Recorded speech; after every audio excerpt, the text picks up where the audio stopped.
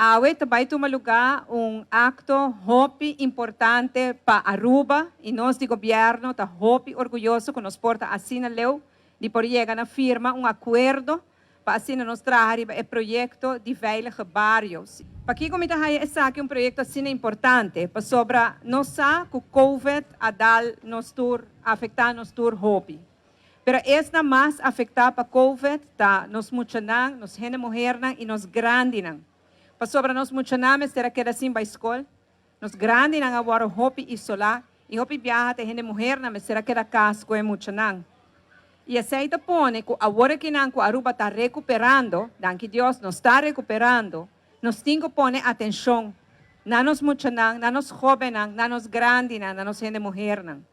E o projeto aqui, den qual também envolve tour e pessoas na barrio, também pôr atenção para aqui. Casualmente, me acaba de chegar back de viagem na Nações Unidas e essa aqui está algo que inang também nos pede hopi atenção pe. E agora como compartilhar a iniciativa aqui de veilige bairros e para empoderar no centro de bairro, ela cai em hopi bonteira ayanang também. O projeto aqui, manema bisa está envolvendo os jovens para não recuperar da educação, para praticar mais deporte e distração sano, para os grandes também para o envolver e aceita o qual agora que nós está buscando. Para nós, de nossa banda, Sede Aruba também põe fundo adicional também disponível e nós está acercando nos partners na Holanda e diferentes outros partners para invertir também extra conosco.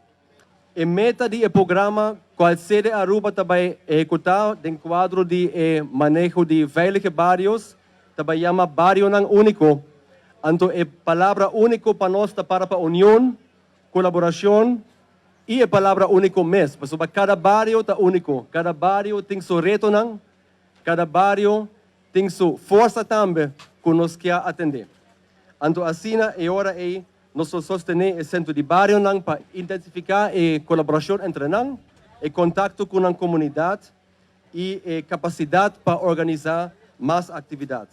Nós também invertir em personal, nós também invertir para medir a necessidade de barrio mais regular para assim nós saia que está a necessidade, que está a challenges nós junto com os habitantes é hora de desenvolver programa de atividade e também nós queremos dar sistema para ajudar a iniciativa do barrio mesmo, for de habitantes, fundo chiquito para organizar